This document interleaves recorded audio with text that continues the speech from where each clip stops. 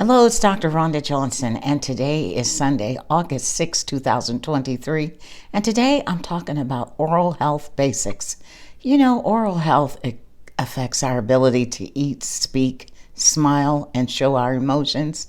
Oral health can also affect a person's self-esteem, school performance, and it shouldn't be this way, but there is a lot of societal bias against people who have poor oral health.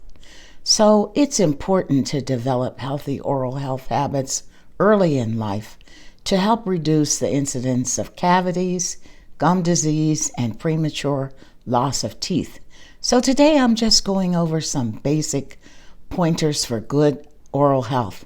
Now, I'm not a dentist, but I don't feel that I have to be. So let's start off with babies. Good oral health starts when we're young. And for babies, you can wipe the gums twice a day with a soft, clean cotton cloth in the morning after the first feeding and right before bed. That helps reduce the amount of bacteria and sugar in the mouth that can cause cavities. Now, when those teeth start coming in, try brushing twice a day with a small, soft bristled toothbrush and plain water, or you can keep using your clean cloth. Now remember, while it's fine to give the baby the bottle of milk or formula before they go to sleep at night, do so before the baby is lying down in this crib, and don't put the baby to bed with the bottle. Now, for children between the ages of 2 to 4, you may want to use a fluoride-free toothpaste because they tend to swallow toothpaste, and too much fluoride can cause discoloring and pitting on the child's permanent teeth later. So again, check with your doctor, and you know your child best. But for everyone who can brush, rinse, and spit the toothpaste out, brush your teeth twice a day at least, morning and at night, and use a fluoride toothpaste.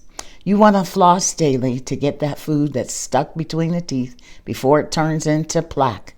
Now, there are some other useful tips to promote good oral health. Number 1 is avoid a lot of sugary foods, snacks, and drinks, especially between meals, and that goes for all ages. Number 2 is use water or a mouthwash to rinse out the food particles after you eat and after you floss.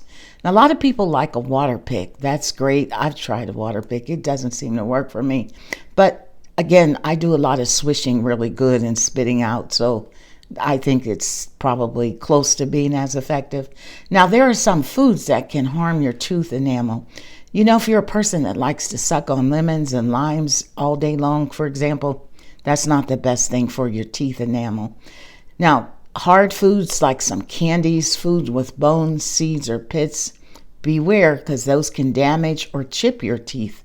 And for the athletes that participate in contact sports where there's a lot of facial contact, you should use a mouth guard.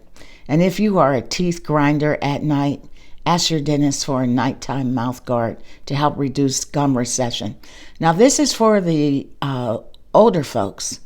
You don't want to smoke or use tobacco products, including chewing tobacco and cigars, because that can lead to dental problems and oral cancers. Drinking too much alcohol is linked to tooth erosion, tooth decay, and oral cancer. Now, cannabis, particularly marijuana smoking, has been associated with dry mouth, enlargement of the gums, and some people can have yeast overgrowth in the mouth. Now, the risk of oral cancer is unclear. The evidence really is unclear on cannabis use compared to the well-established risk of tobacco.